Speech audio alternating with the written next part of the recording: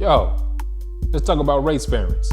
Right off the rip, I'm not sponsored, so I'm gonna give it to you real, for real.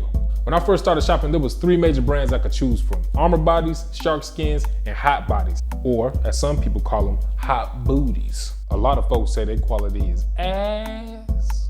Shark skins had no stock, so I ended up going with Armour bodies. So a year ago when I started shopping, there was about a $400 price difference. A lot of the times paying more up front for quality ends up being cheaper in the long run.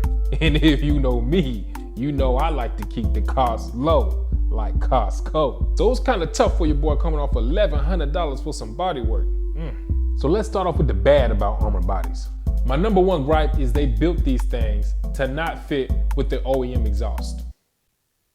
Excuse my language, but what the fuck kind of sense does that make? You made body work that doesn't fit with the bike as is.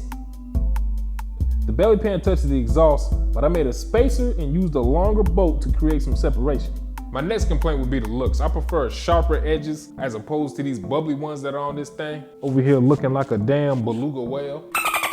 Honestly, I think the hot booties looks a little better, but oh well. My final complaint is these holes right here. They are totally useless.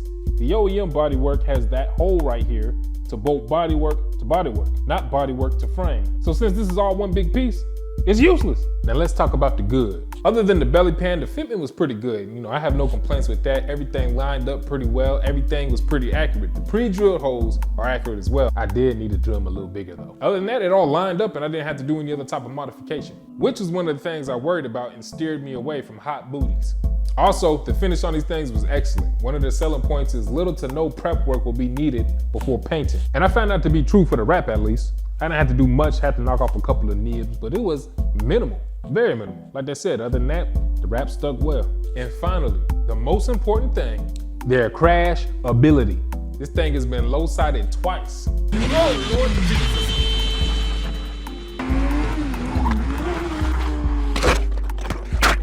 Oh, fuck me. Shit. Holy fucking shit. Dropped in the gravel pit. And this is all the damage to show for it. With how well they held up, I could do some fiberglass repair. I don't need to buy any new pieces. I haven't done any research yet, but I'm guessing I'll probably be able to repair it for under $100. And of course, I bring y'all along for the process. Thank y'all for tuning in, and I'm out.